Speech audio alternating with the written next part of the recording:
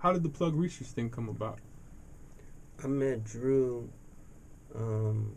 Well, Drew brought the band out to do a show, and that's where I met Drew. But then Drew kind of like heard the music when I was at Shafiq's house, laying down levels, and we was Shafiq did a project on Plug also, and yeah, I met up and really kind of busted up there, Was what was kind of the draw? Was it more the thing of just, hey man, you got an open playing field, do whatever the hell you want to, or was the Shafiq thing kind of a good buy-in for you, or was it just a variety of things?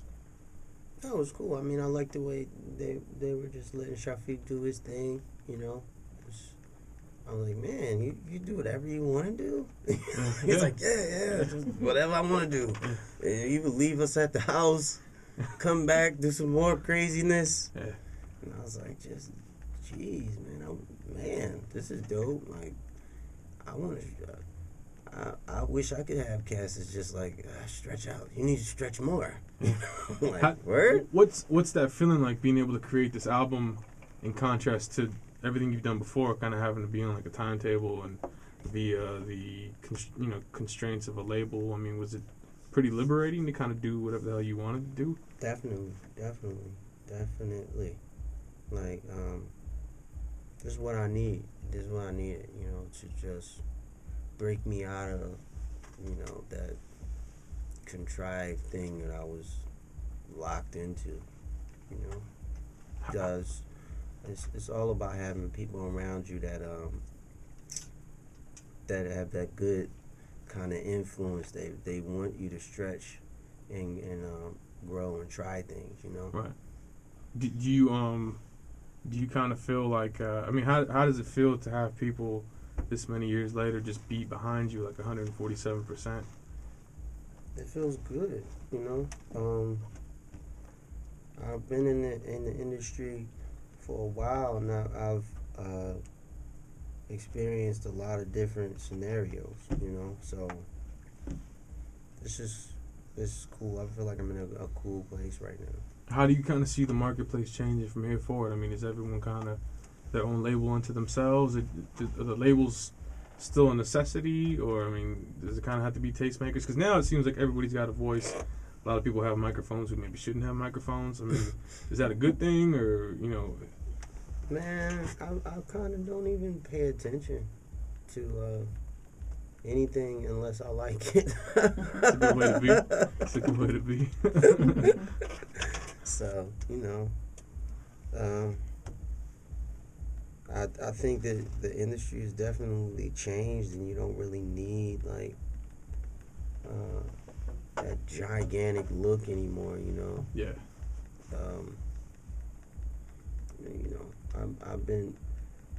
I haven't put out an album in like 9 years, but my audience has grown. Yeah. So yeah, tremendously. To me, that like just speaks volumes for like the level of creativity that I can go to now. Because cats they really just show up to see us stretch now. Right. Do you kind of equally nowadays like doing the jazz stuff as much as you like doing just, I guess, the collaborative stuff as much as you like doing your own stuff, in terms of getting on other people's stuff and performing with Robert Glasper and Chris Daddy Dave? Because that seems like the ultimate. I haven't got a chance to see you guys as that unit, but that must be like your ultimate in terms of when you're on stage and you're flying. Yeah. Well, I love to play with those cats and stretch. It's dope. It takes me back to like my first gig at the Blue Moon Cafe. You know what I'm saying? I get to be a jazz singer again, so it's cool. What's the end goal, man? Do you, aside from the music, do you want to be a club owner or label owner, or is there like a kind of a dream that you've always had as a parallel as you do your music thing? Yeah, that would dope. It would be dope to own a jazz club. That would be crazy dope. I tried to buy a jazz club once. I called up everybody I knew with money, because there's this club in New York that almost closed down called Smalls. And the cat wanted to sell it to me. I tried to buy it. I called Erica Badu. I called everybody like, yo, lend me some money. You believe I'm me? about to buy the best hangout spot, I'm telling you. But, you know, the cat wound up getting the money to bail his own self out. So that definitely is something I love to do. That seemed like it'd be like the culmination of your love is music. Mm-hmm. It's almost like if you would grow up to enjoy eating food and become like, my goal is to be a chef and just feed everybody. You just keep feeding everybody. You got the new cats coming through and enjoy this. That would be really dope. Really dope. It would really bring everything full circle, you know. Now I can have my son in the closet, Yeah. in the closet with a cranberry juice, watching the band, you know, hiding from the police. Are your sons music heads as well? I mean, do they kind of have the bug? Do you see that? Oh yeah. My sons love music. My youngest son, I asked him the other day, like, you know, what do you like to do? He's like, man, I'm gonna be a songwriter, you know. And he makes up random tunes now.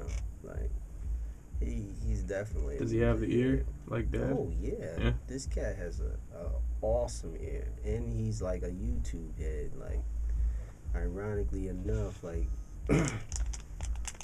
his taste in music is so broad range. It's so funny. Like, he loves everything from Justin Bieber to The Clash.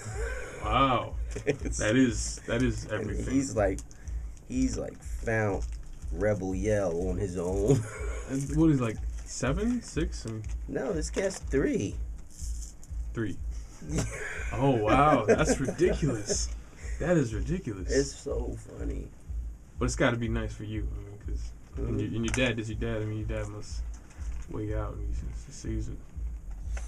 Yeah, my dad is cool now. He loves what I do. You know, I'm bragging rights for him. Yeah. You know, so what's next, Bilal? Where does the spaceship go from here, man? To space. Cause you've got a record coming out. People are very excited. You seem like you're completely in the driver's seat, and honestly, you seem very happy. You seem very like, I mean, I'm making snap judgments here, but you seem like all is right, you know, because you definitely are in control, and you got good people behind you. I mean, does it kind of feel like the world is your oyster, and you can kind of do whatever you want? You're just gonna kind of see where things take you, or is it something where you're really like, I want to go do this next. I want to collaborate with this person next. I'm very open-minded now. You know, I'm just happy to be putting out records still. Cats still hyped about it. You know, like it's like my first record again. You know, people are still hyped like that. So it's dope. You know, I'm enjoying myself. I'm doing it how I want to do it. It's great. You know, I'm just in a real thankful place. You know. Did I see that right? Is the album cover, is that a Malcolm X reference with the peeking out through the curtain? Mm-hmm. That is a by any means necessary. By any means necessary. This is time. It's time to do it that way, you know? There it is. So Bilal Oliver in studio, ladies and gentlemen, Soundwaves Radio. Again, the name of the album is Airtight's Revenge, and just dropping on September the 14th. And they can cop it where, sir? Everywhere, yeah. Everywhere online. Plugresearch.com. Plugresearch.com, Amazon, iTunes, the store, Target. Target, that'd be fresh. Yeah, I love Target. You enjoy Target? Target's my favorite store. Oh man, Target's awesome. No, it is. They've stepped up their game so properly. Like you can't beat Target. You can get lost at Target. Like when we have nothing to do, it's like, let's go to Target. Yeah, I've wasted so much money in there. Yeah, right. I leave like, what did I Did buy you come in all for a this Snickers bar and then leave with? Like, I came for a shirt and I'm leaving Snickers with like workout equipment. Oh, no. John Witherspoon does his stand up, and he says, "You go to Costco." He said, "I came to get some Q-tips, and I spent $1,200." He said, "And I buy $200 worth of shit, and what do they give you? A box of chicken blood in it." He says, no, I think Target is like a constrained, classy Costco. Like Costco is just too ridiculous, but Target is for the intelligent people. Thank you again. I can't thank you enough. Sure. One of my favorites. We do a little something called the Gem Drop, where we have people come through and just drop a gem on the listeners. If you have any tidbit of wisdom that you could impart upon our listeners, sir, what would it be? Think for yourself. Don't be a robot. And have a plan. There it is. Words of wisdom. Mr. Bilal Oliver, the man, the myth, the legend, in studio. Airtight's Revenge out September 14th. Plugresearch.com is where you can cop it. You can also cop it at Target eventually, or you get your shop on. Thank you.